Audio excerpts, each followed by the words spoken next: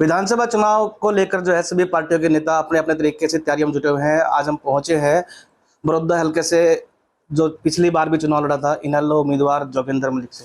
जोगिंदर जी, जिस तरह से चुनाव पिछली बार भी आपने लड़ा था और अब की बार भी तैयारी कर रहे हैं, किस तरीके की तैयारियां हैं, क्या मुद्दे अब की बार रहने वाले हैं? देखिए, इंडियन नेशनल लोकदल पार्टी का हर एक कार्यकर्ता हमेशा युद्ध की तैयारी में तत्पर तैयार खड़े रहते हैं।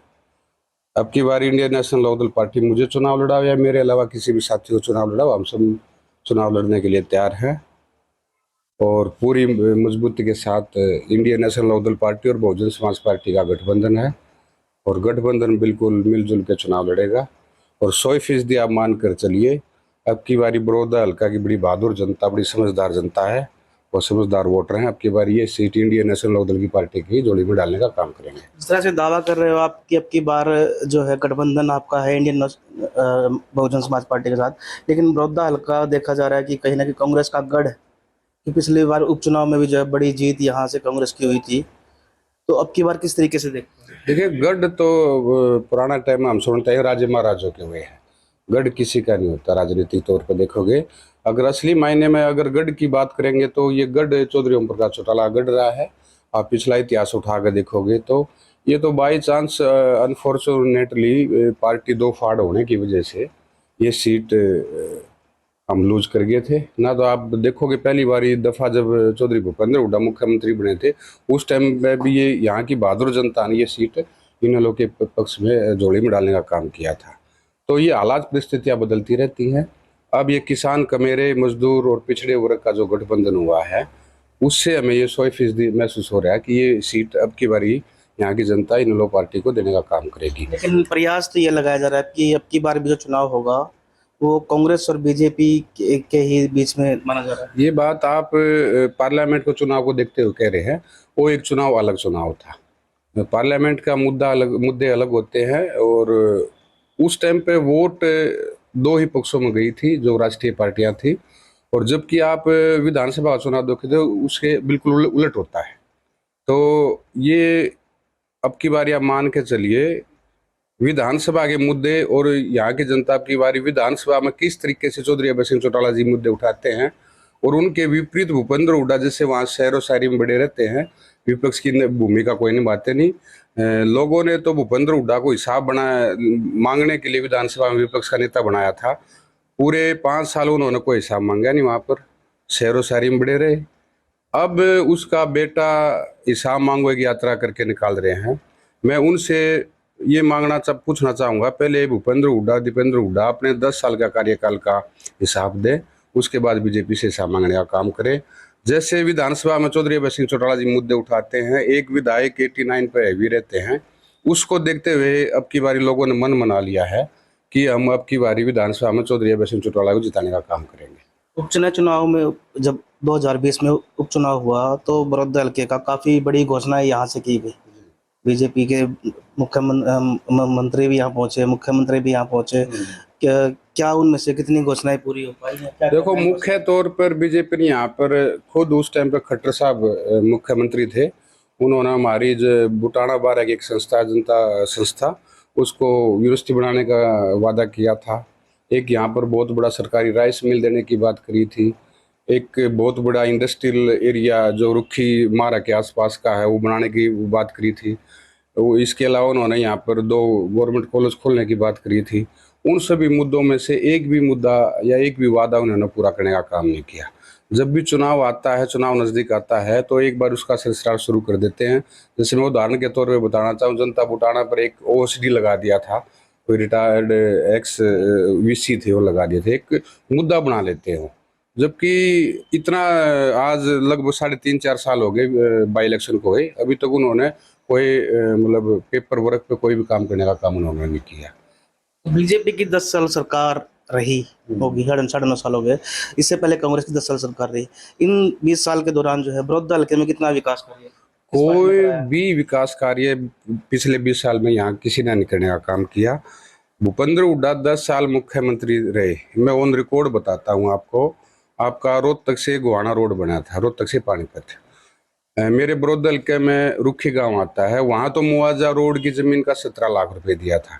गिलोड की जमीन क्या चंडीगढ़ की जमीन है, वहां पर 27 लाख रुपए दिया था। मतलब 10 लाख का मुआवजे में वहाँ भी फर्क था। फिर आप याद करो उस टाइम पे जब कांग्रेस की सरकार थी, रोहतक की सीमा से कोई भी हमारे बड़ौदा हल्का में एंट्री होती थी, किसी भी रोड को उठा के देख लो, रोहतक की सीमा में रोड चौड़े, बड़ौदा आते रोड वीडियो जाते थे। उसके अलावा भूपेंद्र उडाना है यहाँ कोई स्कूल, कॉलेज, कोई ITI या कोई मेडिकल बड़ौदा हल्का में देने का काम नहीं किया, खाली अपना अपना कर कर वोट लेने का तो काम जरूर करते थे। उसी तर्ज पर बीजेपी ने भी यहाँ पर कोई भी 10 साल के दौरान आप देखोगे कोई भी नया स्कूल, कॉलेज, ITI या कोई हॉस्पिटल बनाने का काम नहीं किया। तो दोनों ने बड़ौदा हल्का को ठगने का काम किया।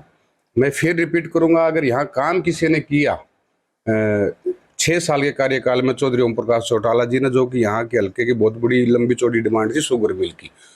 शुगर मिल लगाना कोई बच्चों का काम नहीं, बहुत बड़ा काम है, करोड़ों रुपए का बजट की बात होती है, और चौधरी ओम प्रकाश चौटाला जी ने लगाने का काम किया। यहाँ के किसानों को बहुत बड़ी सुविधा मिली और रोजगार मिला। फिर चाहे आपकी यहाँ पर नई अनाज मंडी, नई सब्जी मंडी की बात हो, जो कि एक बहुत बड़ा मुद्दा था और पुरानी लोगों की डिमांड थी, वो भी चौधरी ओम प्रकाश चौटाला जी ने करने का काम किया।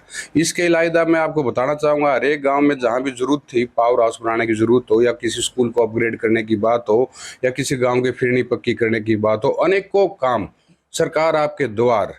आप तो लोग सरकार के पीछे भागते हैं, चंडीगढ़ जाते हैं, कोई मिलता नहीं वहां पर। और खुद उस टाइम पे चौधरी ओम प्रकाश चौटाला के टाइम पे चौधरी ओम प्रकाश चौटाला जी ने एक कार्यक्रम शुरू किया था, सरकार आपके द्वार कार्यक्रम। उसके तहत खुद चौधरी ओम प्रकाश चौटाला जी गाँव में, हर एक गाँव में जाकर लोगों की समस्याएं सुनते थे और उनका निजात करने का काम चौधरी ओम प्रकाश चौटाला जी ने किया। मैं याद दिलाना चाहूंगा फसल के मामले में किसानों की, ये आप पता कर लेना, ऑन रिकॉर्ड बता रहा हूँ मैं। चौधरी ओम प्रकाश चौटाला के टाइम पर बाजरा जो फसल थी, बाजरे की फसल थी, चौटाला साहब ने महंगे भाव में खरीद कर सस्ते भाव में देने का काम किया था। उस टाइम पर आपके राजस्थान, यूपी तक का लोगों ने यहाँ बाजरा लेके आए थे और चौटाला साहब ने सारा खरीदा था। चौटाला साहब का कहना था कि किसान जो है वो ये जो कम रेट की मार को सहन नहीं कर सकता, सरकार तो भुगत लेगी इस बार। तो ऑन रिकॉर्ड बता रहा हूँ, उस टाइम पे बाजरा की जो फसल थी महंगे भाव लेकर सस्ते भाव देने का काम चौधरी ओम प्रकाश चौटाला। अभी आपने कहा कि लोकसभा चुनाव में अलग मुद्दे थे, विधानसभा चुनाव में आएंगे तो अलग मुद्दे हैं। अगर पार्टी आप पर विश्वास कर टिकट देती है तो आपके यहाँ बड़ौदा में क्या मुद्दे रहने वाले हैं? अगर पार्टी यहाँ से जीतती है तो क्या विकास करने का काम करेंगे? देखिए, मेरा बड़ौदा टोटली ग्रामीण क्षेत्र है, यहाँ पर मुद्दे बहुत सारे हैं। मैं पहला मुद्दा बताना चाहूँगा, यहाँ ग्रामीण क्षेत्र है, जिसके बावजूद यहाँ पर कोई गवर्नमेंट कॉलेज ना लड़कियों के लिए ना लड़कों के लिए। हमारी प्राथमिकता रहेगी यहाँ पर 2 गवर्नमेंट कॉलेज, एक लड़कों के लिए एक लड़कियों के लिए खोलने का काम करेंगे। दूसरी बात, यहाँ स्वास्थ्य की बात मैं आपको बताऊंगा। स्वास्थ्य के हिसाब से यहाँ पर कोई बड़ा हॉस्पिटल नहीं है, तो हमारा मुख्य मुद्दा रहेगा, मुख्य वायदा रहेगा कि अगर हमारी सरकार बनती है तो हम यहाँ पर एक बड़ा हॉस्पिटल बनाने का काम करेंगे, ताकि लोगों को स्वास्थ्य संबंधित सुविधाएं मिले। और फिर तीसरी बात में ये कि टोटली किसानी क्षेत्र पड़ता है हमारा, 56 गाँव जो टोटली ग्रामीण क्षेत्र के आते हैं, किसानी लोग हैं यहाँ पर। तो यहाँ पर सिंचाई के पानी की बड़ी समस्या लोगों को, और रेनी सीजन में आप देखोगे तो पानी भराव की समस्या, काफ़ी गांव है जहां पर फसल बर्बाद हो जाती है। लोगों ने 2-2, 3-3 बारी धान लगाने के बावजूद भी उनकी फसल बर्बाद हो जाती है। और फिर यहाँ पर पीने का पानी की जो कि टोटली ग्रामीण क्षेत्र है, पीने के पानी का बड़ा अभाव है, बड़ी दिक्कत है, ये हमारा मुद्दा रहेगा। इसके अलावा हम कोशिश करेंगे अपने स्टेट लेवल पे या सेंटर से बात कर कोई यहाँ पर बड़ा औद्योगिक क्षेत्र बनाया जाए, ताकि यहाँ के युवाओं को रोजगार मिले, 36 बिरादरी के युवा उस पर काम कर सकें, और ताकि लोगों का कुछ विकास हो सके। तो इनेलो नेता जोगिंदर मलिक का कहना है कि जो पिछली सरकारें रही हैं, चाहे बीजेपी हो या फिर कांग्रेस हो, उन्होंने जो है बड़ौदा हल्के की अनदेखी करने का काम किया है, और अब की बार कहीं ना कहीं जीत का दावा करते हुए कहा कि अगर यहाँ से अब की बार इनेलो की पार्टी की जीत होती है तो बड़ौदा हल्के के जो है सभी विकास कार्य कराने का काम जो है वो करेंगे। पंजाब केसरी के लिए गोहाना से सुनील जिंदल। हमसे जुड़े रहने के लिए हमारे YouTube चैनल को सब्सक्राइब करें और नई वीडियो की नोटिफिकेशन के लिए बेल आइकॉन को दबाएं। अगर आप ये वीडियो Facebook पर देख रहे हैं तो लाइक जरूर करें और ज्यादा से ज्यादा शेयर करें। धन्यवाद।